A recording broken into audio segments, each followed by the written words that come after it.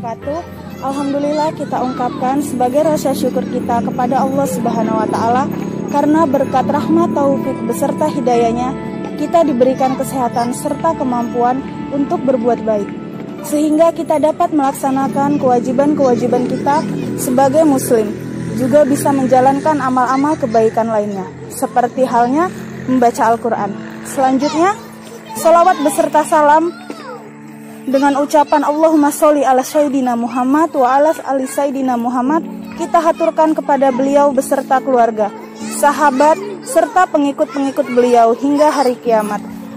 Karena berkat perjuangan beliau, kita termudahkan untuk mengenal Islam, sebuah agama dengan pedoman kitab Al-Quran. Teman-teman yang saya sayangi, sebagaimana kita ketahui bahwa Al-Quran adalah termasuk mukjizat Nabi Muhammad SAW, di mana keasliannya akan selalu dijaga oleh Allah Subhanahu wa Ta'ala. Ternyata Al-Quran juga mempunyai banyak keistimewaan serta keajaiban terkandung di dalamnya, dan tidak terdapat pada kitab atau buku lainnya. Membaca Al-Quran adalah merupakan ibadah, di mana setiap hurufnya dihitung 10 pahala kebaikan, serta terkandung banyak keutamaan. Di antara keutamaan membaca Al-Quran adalah sebagai berikut. Keutamaan pertama yaitu agar kita mendapatkan petunjuk dan rahmat dari Allah Subhanahu wa Ta'ala, sebagaimana firman Allah dalam Al-Quran, Bismillahirrahmanirrahim, wa innahu lahudda wa rahmatul lil mu'minin, yang artinya, dan sesungguhnya Al-Quran itu benar-benar menjadi petunjuk dan rahmat bagi orang-orang beriman. Quran Surah An-Naml ayat 77. Teman-teman sekalian, dengan kita membaca Al-Quran, kita akan diberi petunjuk dalam setiap urusan kita sehari-hari, baik urusan bergaul, urusan perjodohan atau keluarga, urusan berusaha atau bekerja, urusan mempergunakan harta, bahkan urusan hutang piutang pun Allah tunjukkan semuanya melalui Al-Quran. Tinggallah kita sendiri mau atau tidak mengambil petunjuk-petunjuk itu. Kalau saja kita mau, maka hidayah beserta rahmat Allah akan diturunkan kepada kita, baik berupa kemudahan-kemudahan di dalam urusan dunia, lebih-lebih dalam urusan keakhiratan. Adapun keutamaan kedua dari keutamaan membaca Al-Quran yaitu sebagai penawar atau obat penyembuh, sebagaimana firman Allah dalam Al-Quran yang berbunyi, Bismillahirrahmanirrahim, walau za'alnahu qur'anan a'zamiyal laqalu laula fussilat ayatuhu a'zamiyu wa arabiyu kul huwa lillazina amanu hudaw wa shifa walazina la yu'minuna fi azanihim wa qarru wa huwa alaihim amma ulaika yunadawna mim makani ba'id, yang artinya, dan jikalau kami jadikan Al-Quran itu suatu bacaan dalam bahasa selain Arab, tentulah mereka mengatakan, mengapa tidak dijelaskan ayat-ayatnya? Apakah patut Al-Quran dalam bahasa asing, sedang Rasulnya adalah orang Arab? Katakanlah, Al-Quran itu adalah petunjuk dan penawar bagi orang-orang mukmin, sementara orang-orang tidak beriman, pada telinga mereka ada sumbatan. Sedang Al-Quran itu suatu kegelapan bagi mereka.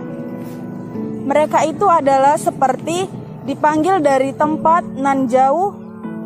Quran Surah Fussilat ayat 44. Bagi orang beriman, Al-Quran itu adalah sebagai petunjuk dan penawar hati. Dengan kata lain, apabila seorang mukmin betul-betul menjalankan petunjuk-petunjuk Al-Quran, maka ia akan menemukan obat penawar hati, pelipur lara dalam setiap permasalahan yang tengah ia hadapi. Kita lagi galau, kita baca Al-Quran. Kita lagi kena musibah, segera baca Al-Quran. Kita lagi sakit, solusinya tetap baca atau dibacakan Al-Quran. Bagi orang beriman, ayat-ayat Al-Quran dapat bereaksi sebagai penawar, obat, solusi, baik secara langsung atau tidak langsung, ataupun berangsur. Misalnya, berkah membaca Al-Quran, pikiran kita jadi tenang, masalah, penyakit kita mereda, lalu menghilang ataupun sembuh. Bisa jadi kita temukan obat unik, padahal tak pernah dibayangkan sedikit pun sebelumnya. Jika Allah menghendaki, maka tidak akan ada satu hal pun yang tidak mungkin. Baik teman-teman sekalian, oleh karena itu, marilah kita jadikan Al-Quran sebagai petunjuk dalam setiap langkah kita, sebagai penawar hati, sekaligus solusi dalam setiap masalah, juga sebagai obat penyembuh dari setiap penyakit yang menimpa diri kita atau orang-orang di sekitar kita. Kiranya ini saja yang dapat saya sampaikan. Semoga pidato singkat ini dapat menginspirasi kita semua untuk semakin rajin membaca Al-Quran. Paling tidak per hari 1 halaman. Kalau tidak mampu, maka per hari cukup 5 ayat saja. Kemudian membaca surah-surah tertentu, terutama pada saat-saat menghadapi masalah atau tertimpa musibah atau terkena penyakit, serta janganlah lupa bacalah juga terjemahannya, lalu hayatilah maknanya agar keutamaannya betul-betul berbuah nyata dalam kehidupan kita. Amin, amin ya rabbal alamin. Terima kasih atas segala perhatiannya. Mohon maaf jika ada kekurangan. Saya akhiri dengan wabillahi taufiq wal hidayah. Wassalamualaikum warahmatullahi wabarakatuh.